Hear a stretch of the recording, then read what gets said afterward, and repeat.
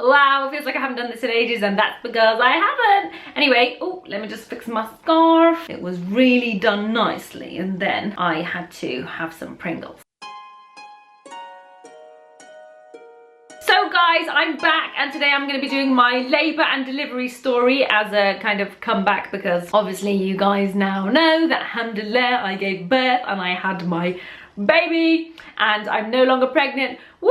So you're not going to be seeing any more maternity lookbooks or, you know, pregnancy update videos, because basically I'm no longer that. So now I'm basically in my 4th trimester, which is the crazy trimester of having a baby and dealing with the weight that you put on and dealing with becoming a new mother. Sorry, just fixing myself there. And all that lovely stuff. So this is probably going to be quite a long video, so I'm just going to get straight into it, because really actually I don't really know my full labour and delivery story, because like most of the time I was high off my head on gas and air. It was a Sunday night. I remember on this Sunday night I was editing my last proper video for you guys, which was my autumn makeup tutorial, and I was editing it all day and it was taking me absolutely forever, but I was just like, oh, I have to finish editing this today because I have to get it up, because I feel like I'm gonna go into labour any day and then I won't be able to do videos for ages. So I was like, I'm gonna edit. So I remember I was editing until like 2-3 a.m.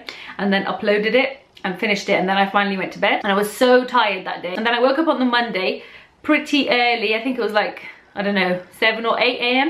and I just remember thinking, oh god, I've hardly slept, man, but I couldn't sleep anyway. I had insomnia. What happened is I went to the loo, as you do in the morning, to, you know, release your bowels, and as I was doing that, basically I felt like, oh, what's this? This doesn't feel like regular pee. This feels like something else. Basically my water broke, but it wasn't like how you would imagine, or how I would have imagined anyway. I literally imagined like how they show you in the movies, just like whoosh and bucket loads of water falls everywhere and makes a big mess. It wasn't like that, it was like a tiny little bit. So sorry about this. So I wasn't really panicky or anything like that. I was just like, oh, maybe I should wake Sid up. So I woke Sid up and I was like, I think this might have just happened, but I'm not too sure. So then what I did was I went downstairs and I had my coffee like I normally do, and an apple like I normally do. And then I thought, let me phone the hospital, because my midwife did tell me, if you feel like your water is broken, then phone the hospital immediately. So I phoned the hospital immediately, and actually I waited about an hour to phone them because I was like, oh, it's nothing.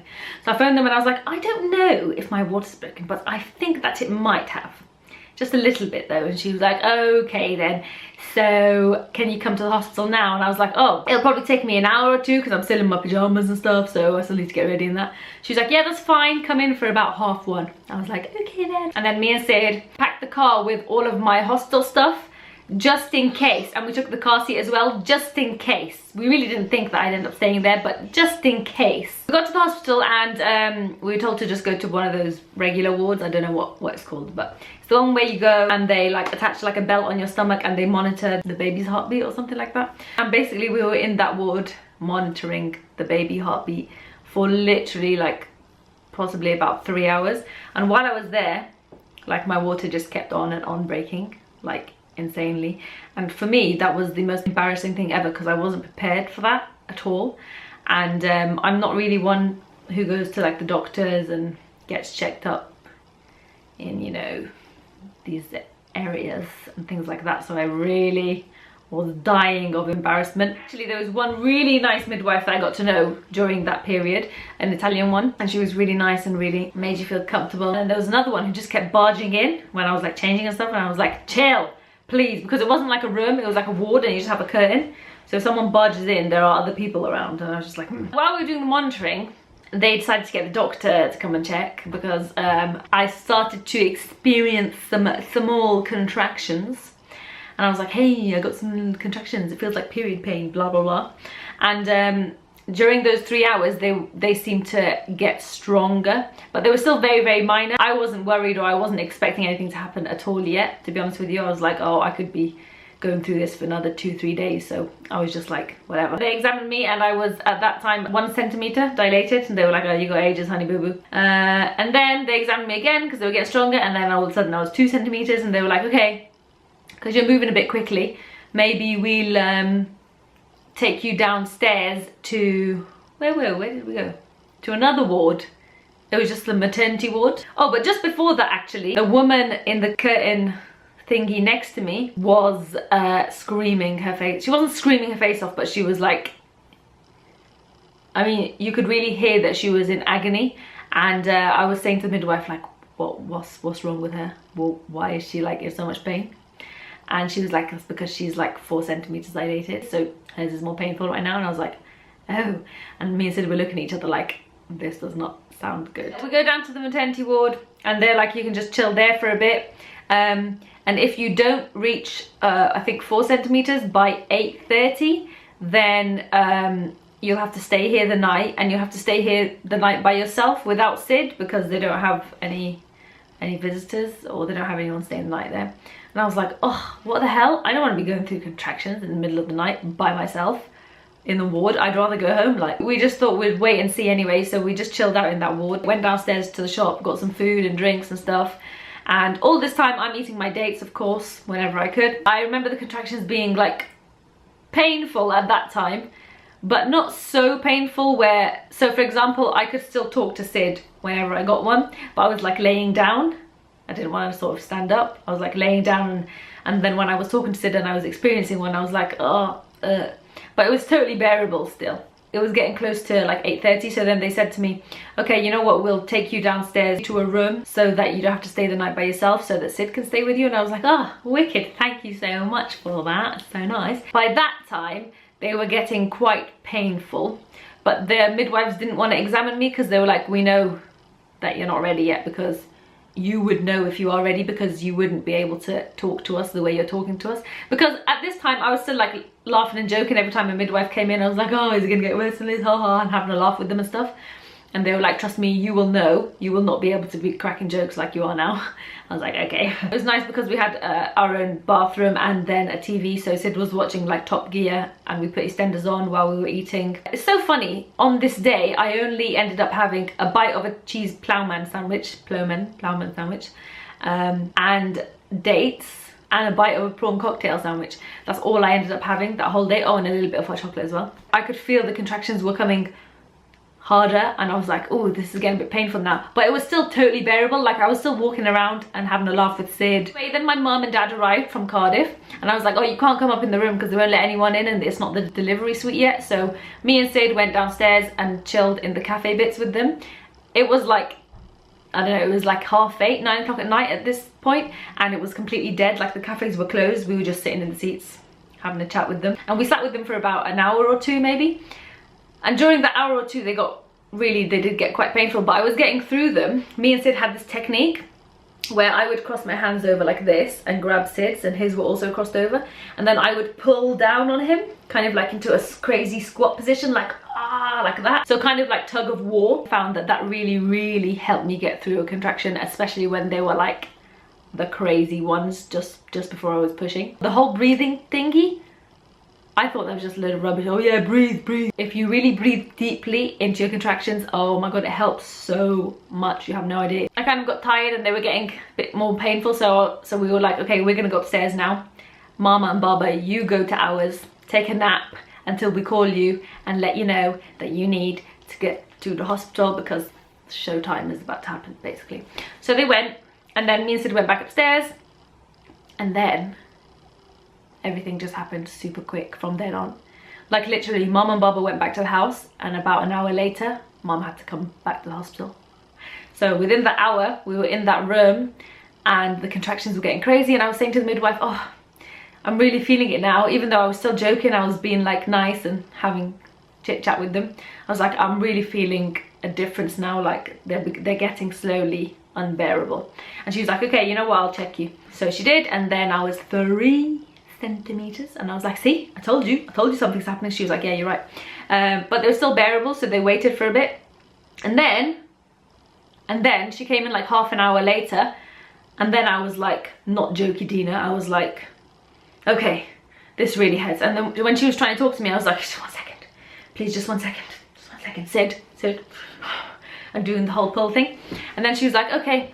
She walked out, and then she came in, she was like, okay, you want to pack yourself up because we're taking you downstairs to the delivery suite. And I was like, okay, Sid, you better call mama. But Sid didn't call mama because he was too busy like helping me get through contractions and packing all of our stuff up. He had to carry it all, obviously, because I wasn't gonna. Went down to the delivery suite, and it was a bit of a nicer room, but it was a lot brighter. I remember thinking, oh my god, this is really bright, and like, whoa, everyone's really gonna see everything. And the midwives started just asking me loads of questions and filling in these forms and stuff, and I was like, oh, okay. And then, oh my god, so I had my hospital bag with all my clothes, and in my head I was thinking, oh, is this the time where I should change into what I bought to give birth in? But at this time, the contractions were too painful. They were coming in like fast, so the space in between wasn't that much. So I didn't really have time to, like, I wasn't really thinking about what to wear or anything. So I was just in my leggings and like a see-through long black vest. And anyway, the midwives, they just took over and they were just like, yeah, take this off. And they just put me in a hospital gown. I was just going with it. I was like, yeah, go on, put me in hospital. I was like, tie it in the back, yeah. All this time I'm like, I'm sorry, I'm making such a mess. Oh my god, I'm sorry. And they're like, Dina, we've seen her before, darling. And they were just laughing at me and finding it really hilarious. And then all of a sudden, I was like, this is too much. And they were like, okay, you can have some gas and air now. And I was like, okay, whatever. So they just laid me on the bed, on my back. I was like, how do I use this? And she was telling me how to do it. And I was like, okay. So I tried it. And the first breath I took, it just went straight to my head, and I was just like, whoa, I'm so high. And I was off my head. I completely underestimated gas and air, guys. I really thought, oh, gas and air, like, it's just the one they give you, but obviously it's not going to help, like, labour's going to be horrific. But wallahi, I could not have gone through this whole thing without gas and air. Basically, I did the whole thing with just gas and air. It doesn't like take away the pain, but it puts your head in this place. Like, you're still there, but it gives you like a second personality. And my second personality was just a great big joker, and I was just like having a laugh and cracking jokes, but also like crying and like screaming and being all over the place because I was in pain. It doesn't make you concentrate on just that. You're thinking about loads of other things, and so the pain doesn't seem as bad. I just remember Sid and the two midwives laughing their head off. I can't remember what I was saying, but I just remember Sid ha ha ha ha next to me, and the midwives like laughing their heads off at whatever I was saying. Anyway, at this point it was quite painful, but still bearable. My only issue was that because I was laying back on the bed, I found that really uncomfortable on my lower back. Like, I really couldn't sit back anymore, but they just had me in that position for some reason, and because I was so high on the gas and air, I didn't think to say, oh, can I stand back up or anything. And then they checked me, and then I think I was 4 centimeters, and they were like, oh, okay, you're like in active labor now, woo. And then they were like, Dina, you're almost halfway. And I was like, is that it? I'm still gonna have to do all of this again? And they were like, that's the most difficult bit, getting to however many centimeters, the rest should be easy. I was like, yeah, whatever, mate. So I remember them saying, okay, Dina, we need to put this little clip on the baby's head to monitor the baby heart or something. And I was just, at this stage, I was just like, yeah, do whatever, I don't care, whatever. And so they were trying to do that, and I just remember it was taking ages and ages, and they couldn't seem to clip it on Hannah's head. I'm guessing now it's because she had loads of hair. That caused me to dilate even more. And apparently my mum said she was sweeping me at the same time. So next thing I know, they're like, oh, okay, you just went from 5 centimeters all the way up to 10 in the space of like 15 minutes. And then next thing I know, I'm just like in the stage where they're saying, Dina, when you feel like you need to push, then you need to push. And I was like, how do I know? I don't know when. Tell me when to push. I don't know what I'm doing. But then you do kind of get just this new feeling, and I didn't know that, I didn't feel like I needed to push, but because it was the new feeling, I assumed that I needed to push. So I was like, I think I need to push. And they were like, well then push. So I was like, pushing. Push like you're having a really big poo, like you're constipated. And I was like, okay, but it's baby though. So that was going on for ages. The crazy pain bit is the crazy contractions before the pushing. When you go through the pushing phase, it's crazy contraction pain, but then when you feel the urge to push, it's not painful. It's like a really crazy intense pressure instead. So it's kind of like relieving compared to the few seconds before that when you're going through that crazy contraction. So we're going through all that pushing stuff, and then nothing seemed to happen. But even though they're going, yeah, that's a good one, yeah, great, you know how you see one born every minute and all that, and they were like, Dina, we're just gonna cut you a little bit to help the baby come out, because it looks like you got a big baby there. And so in the end I ended up having a episiotomy. That's how you pronounce it. I recently learned. When they did that, that was horrible. And after they cut me, and they told me to push, basically, this is what Sid says anyway, basically Hannah came pretty much flying out. And she wasn't a big baby, she was average. She was like 7 pounds something, alhamdulillah. So she wasn't massive or anything, she was average. But obviously she couldn't come out. So it really does feel like something just flew out of you. It's really weird. I feel a bit gross talking about it actually. But it really just feels like this. And then baby's out. Crazy. And then the things that come out afterwards, it's like wallahi Niagara Falls. It is insane how much your body holds. Altogether, Hannah and all the contents with Hannah that came out, I think weighed about 9 or close to 10 kilograms, because when I weighed myself 2 days after giving birth, I was like 65 kgs, and just before giving birth I hit 75. So yeah, they didn't give her to me straight away. I don't know what they were doing because I was all over the place. I could just see baby legs and that. And then I think it was a few minutes and I was like, can I see her, can I see her? And they were like, and then they just put this baby on me. And then I just remember feeling something like mushy on the bottom of Hannah, and I was like, what's this black stuff? And they were like, she pooed on you. I was like, oh, she pooed on me. She pooed on me. I just remember as well looking down at the baby, and she just had her hands where she was just looking at me like that. She was going, and she had her hands on my face. Sid's the one who cut the cord. And then I think they don't clean them up in the hospital, but they like kind of wipe them down, but they don't give them a bath or anything. So they did that, and then they gave it to Sid or my mum. I can't remember, because then basically they had to do my stitches, so I couldn't hold her then. And then during the time when they were doing the stitches, that felt like it took longer than getting the baby out. And during the whole time I was still on gas and air, and I just remember seeing like this woman in front of me with a mask on, and then this big light, and then this strings, stitches just going woo, woo, woo. Ooh, that's the mail. One of the midwives was right here next to me, and on her badge it said her name and a date, and I just remember looking at this date and it said something 2018, and I looked at it and I said to her, how were you born in 2018? I thought it was her date of birth, and she started laughing. She was like, no Dina, that's my expiry date for my badge. And I was like, oh, okay. The midwives at the end, they were like, that was the best shift we've ever had, please come back again. I was like, oh, I'm not having the baby just yet, honey boo boo. I'm glad I really experienced the pain of childbirth, because I like know what it's like now. However, if I was ever to have a second child, I would definitely opt for epidural, because I've already done it once. I don't need to go through that again. I just remember Sid here, and I just had my arm around his whole head like this, and then I had my arm around the neck of the midwife, and I was just holding them in headlocks like this when I was pushing, because the pushing they tell you to do is crazy, man. And you just get this crazy strength that you never ever thought you could ever have, and it comes out of nowhere. I think I was doing it to Mama as well, but she had to get out of that headlock because